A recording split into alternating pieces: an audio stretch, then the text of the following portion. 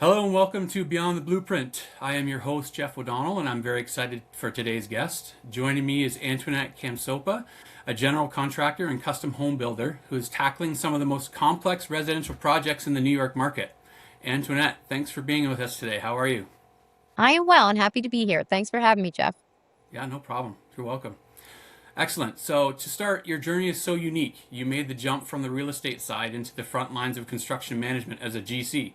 hmm What was the transition like, and how does your background in real estate help you see a project differently than a traditional builder might? Um, I feel like I had a fairly good transition. Of course, the field is always different than being in the world of management and on the other side. I was very fortunate because my husband came from a construction background, so I believe that was very helpful in my journey, just crossing over. I do think because our company is built on management in terms of construction management, a lot of what I was doing on the other side was very applicable. Okay, nice.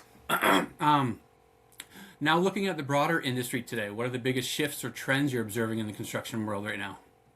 Well, right now, I mean, obviously, we're all dealing it with it. It's, the global economy is shifting at the moment. And so, you know, I could say there's been a bit of a slowdown. You're dealing with a client base that is being a little more reluctant to spend. Interest rates are high, so when we're looking at the custom homes, that changes the dynamic altogether. It's not first priority right now, I think, for people to be building homes.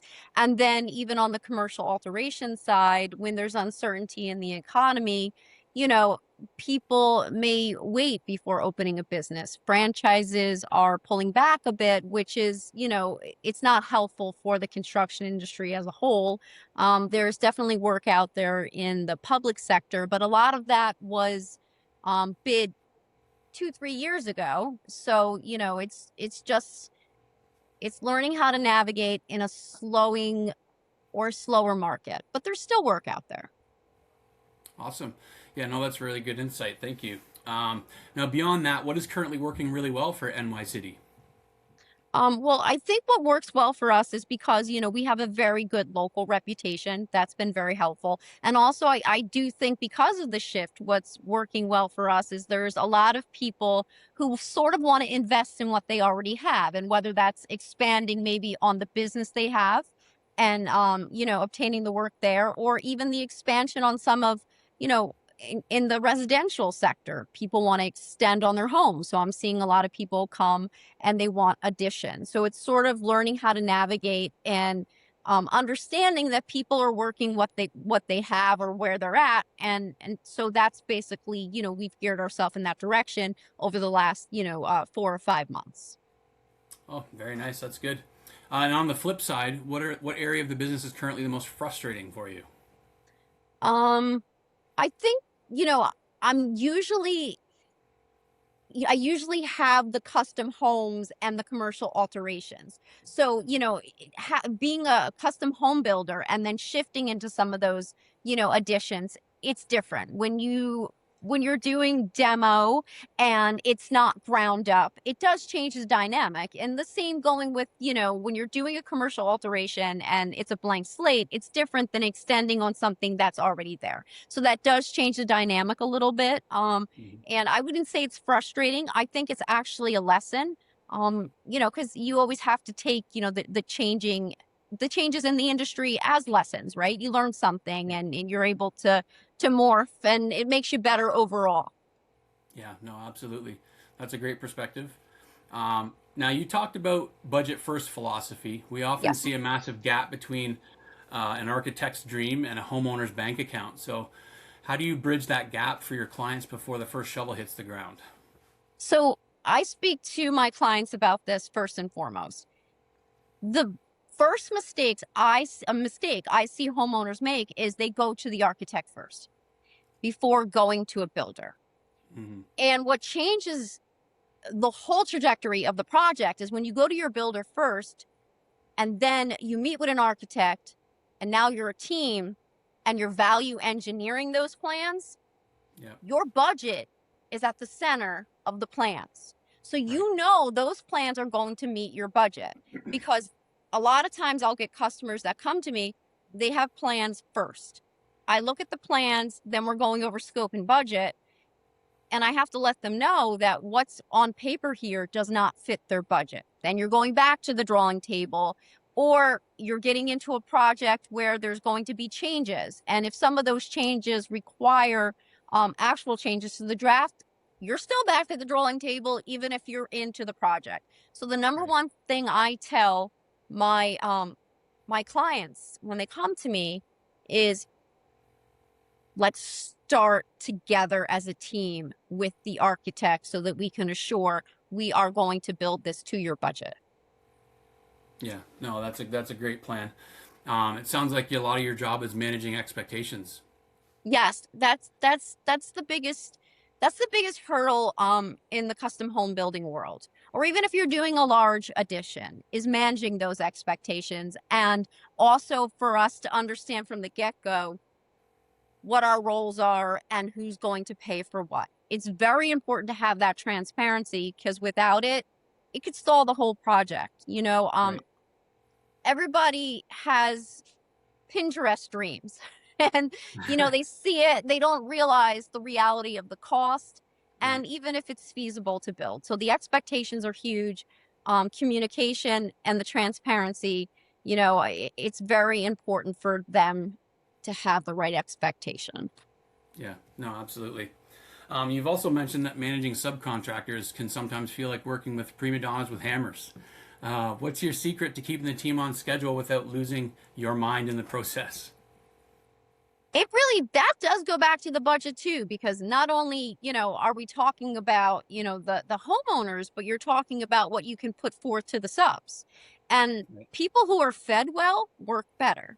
Also, I find for me, and that again goes back to budget, recycling your subcontractors. You know who you work well with, so why Yeah. change? So it's Right. very important to me to get them the price they need. That way they can be happy, because when they're paid well, they'll stay on your site. But if they're not being paid what they need, they're elsewhere. And then what was going to take you 6 to 9 months is going to take you 12 months. So it really, Yeah. again, goes back to the budget and relationships. This business is built on relationships, and your budget is everything.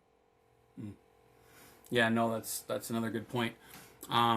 So that's a real balancing act. So here's the big one though. If you had a magic wand and could fix or automate just one recurring headache in your business, the one thing that takes up way too much of your mental bandwidth, what would it be? Um, that's I think it goes back to the expectations. It takes up a lot, because when you're over communicating what you've already communicated, it can be frustrating. That can be a frustrating portion Mm-hmm. of the industry. There's a lot of different moving parts. You're going with a bank, and then you're dealing with a homeowner, and then you're dealing with the municipality, and then from there it goes into the site, and then you have to deal with all the things in between, whether it's the engineer for dealing with your septic, and then your surveyor for all of the different as-built you're going to need. And I think all of this minutia, it really starts to build up. If it could be a smoother process, you know what I mean? If we could somehow reduce the regulation, but then you can't do that because you want to make sure it's a sound build. Right. I think it's just right having the right expectations, budget, and communication from the beginning. That can exacerbate all the frustration that you may feel in the middle. Yeah, no, I love that. So if you could solve the expectations part of it, what would that allow you to focus on instead? And would it be more projects or just a better quality of life? I think it would be better quality. I mean, yeah, you would take on more projects, because at that point, you'd have more time, and time, nothing kills a project like being overextended in time. Time is money. Mm-hmm. And if you're pulling this out, further, 3-4 months further than it's supposed to have been completed, now you have an issue. You're in the red. So yeah, you could take on more projects. You could also, you could have more peace at night. And we both want some of that too, that's for sure. Yes. So, Antoinette, looking at the next year, what are the big goals for your firm? So for me, a big goal is to go into the public sector and utilize my, my New York WB status. I would like to get into some of the public projects. Definitely focusing on that. That's a big goal of mine to finally be able to bid some of those projects. Nice. Are you looking to scale up at all, or are you just doubling down on these high-end custom builds? What's the plan? I would say we're looking to scale up, absolutely, but I'm also looking to be more efficient because what I'm learning in scaling up is, first you have to have your model right. And I think, when you start your business, it takes quite a while to understand what works and what doesn't work. And I feel that the company is in a good place now where we can actually start to scale because I understand what models work. I understand the models that work within, custom home building Hmm. and the commercial alterations. So I think it puts us in the position now to be more efficient, which ultimately is going to just naturally allow us to scale because that's the goal in life. Evolution is the goal for each one of us in whatever we're doing. But That's right. unless we know exactly what we've done wrong, we can't properly scale. So I think that right now I'm putting myself in a position with my company because it's in general contracting, it's not just, your business in terms of your employees. Your subcontractors are such a big part of that, along with the relationships you've built with your client base, the Right. municipalities. Reputation is everything. So I feel like we've put ourselves in a good position now to really grow. Oh, that's great news. So yeah, no, it's been an absolute pleasure having you on. For our listeners who want to follow your builds or reach out for a project, where can they find you? They can find us on Instagram. They can find us obviously on our website. We're on TikTok. You could just drop NYSIDI into Google and all of that'll come up. We're And out there. that's NYSIDI, right? Yes, NYSIDI. Perfect. Well, amazing. That's all we have for this episode of Beyond the Blueprint. I want to thank our guest, Antoinette, for her insight and expertise. It's been a real pleasure. I am Been your a host, pleasure as Jeff well. O'Donnell, and I hope to catch you on the next one. Absolutely. Thank you.